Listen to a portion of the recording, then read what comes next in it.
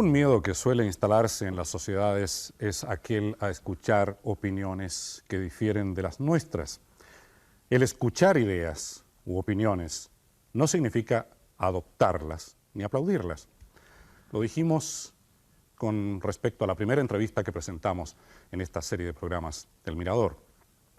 No estamos aquí para celebrar ni para censurar lo que digan nuestros entrevistados, sino que para tratar de que expliquen su pensamiento, para bien o para mal, de ellos, de nadie más. Hace poco más de 2 semanas se celebró una ceremonia en el Cementerio General. Se celebra cada 5 de septiembre y recuerda la matanza de casi un centenar de jóvenes nacionalsocialistas en el Seguro Obrero en el año 1938. La ceremonia la realizan los nazis de Chile. Preside este grupo un hombre que fue embajador de nuestro país en varios países, escritor, amigo de grandes figuras internacionales, Miguel Serrano, y que nos recibió en su casa, en la costa, nos abrió la puerta un joven con la suástica, y esto fue lo que conversamos.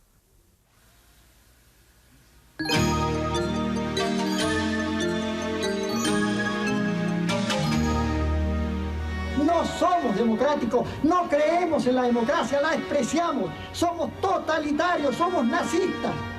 Somos los primeros y los últimos revolucionarios de verdad en este mundo. Jamás vamos a claudicar. Tenemos una guerra gloriosa a nuestras espaldas y libraremos todas las guerras justas, gloriosas y buenas del futuro.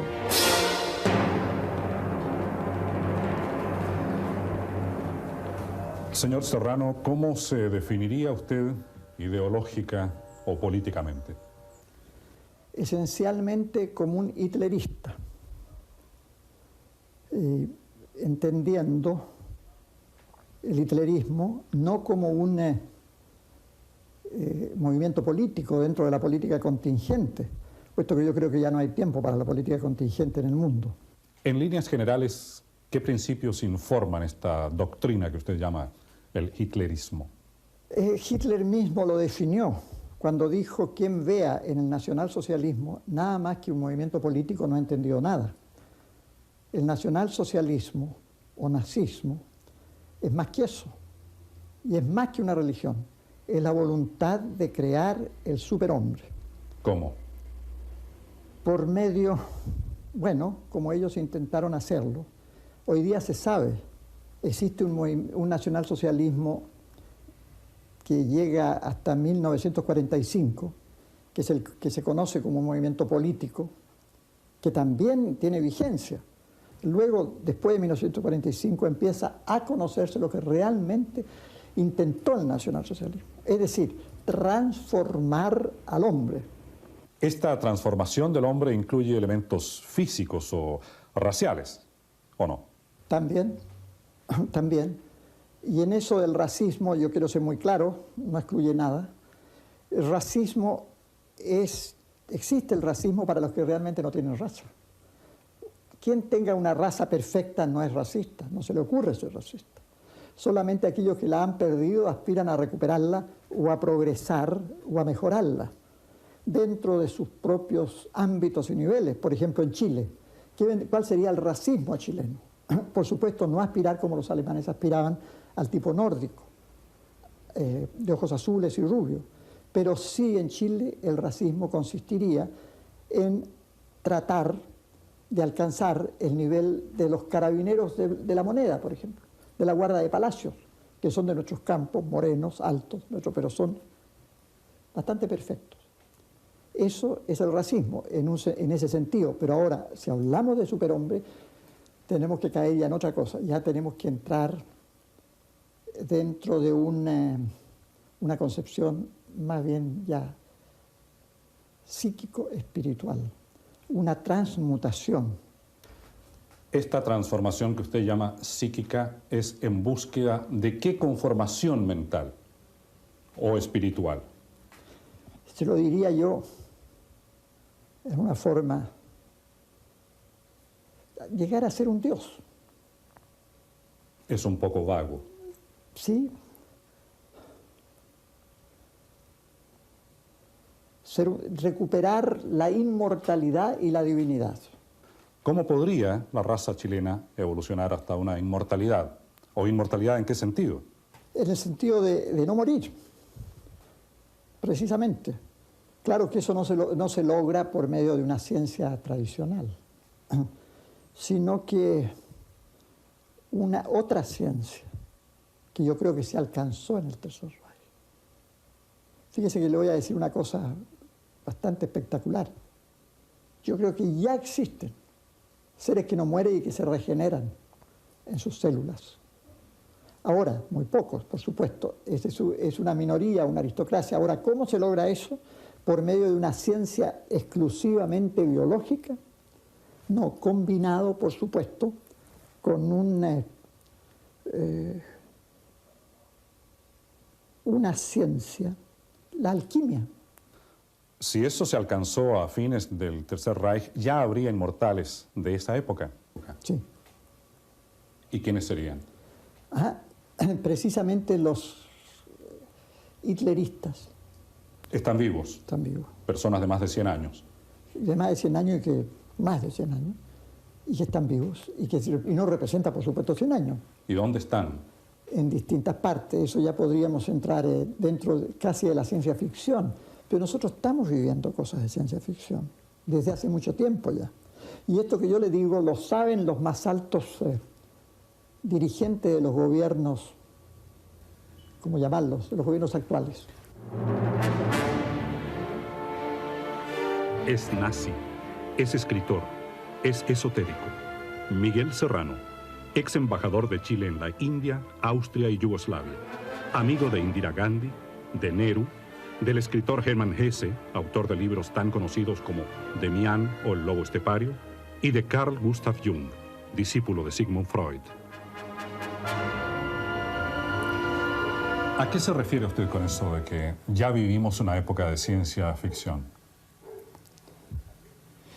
Mire, por ejemplo, señor Bañados, yo creo que después de la guerra del Golfo Pérsico, nada va a ser igual a antes.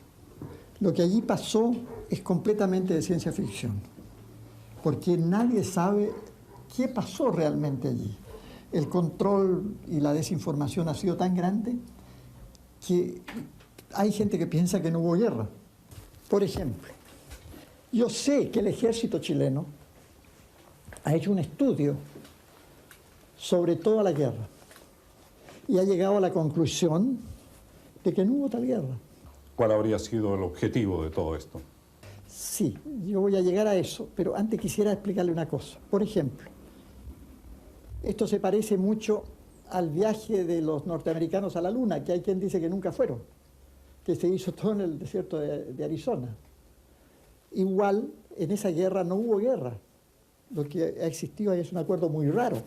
Esta guerra es una guerra que nos muestra precisamente a dónde se va, a imponer en el mundo el gobierno mundial. ¿Cuál sería el plan maestro para la humanidad de este gobierno mundial?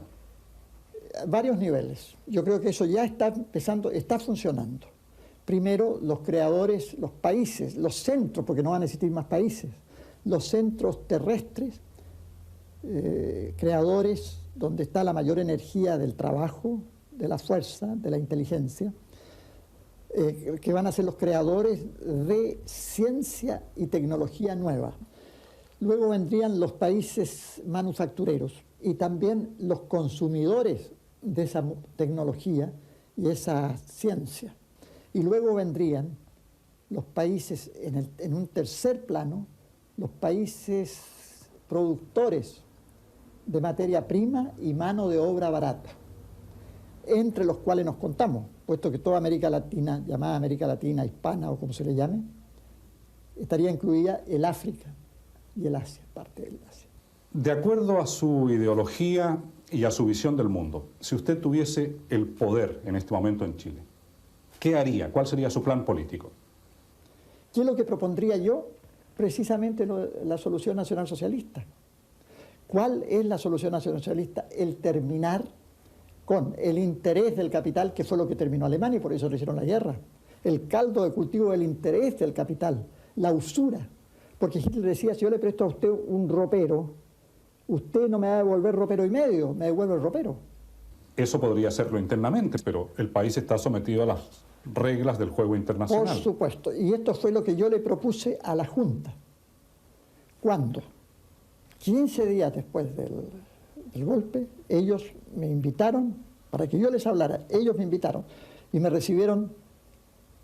Todos los miembros de la Junta estaban en el Ministerio de Defensa y yo les propuse esto. Les dije, señores, les dije, ustedes tienen tradición prusiana, socialismo prusiano, prusianismo, terminar con el interés del capital, una economía, por supuesto dirigida en este caso, pero y basada en el valor trabajo. Esto es lo que tienen que hacer ustedes hoy día, encerrarse en la frontera y trabajar de esta manera y comer todos del mismo rancho. ¿Quién habría movido, por ejemplo, a Pinochet? En 1000 años, si hubiera vivido, no lo sacan de Chile, porque el pueblo de Chile ha sido siempre defraudado. El pueblo de Chile quiere este tipo de régimen, quiere ver una cosa así, pero que sus líderes coman el mismo rancho de ellos, estén en la lucha. ¿Quién nos mueve? Nos invaden, por supuesto, una cosa así. Si a Alemania la destruyeron por eso, no nos va a destruir a nosotros, por supuesto que nos destruye. Pero yo creo que Chile es un país mágico por excelencia. Es un país extraordinario. Y si un día se lanza en este camino, no hay nadie que lo detenga. Señor Serrano, muchas gracias por habernos concedido esta entrevista.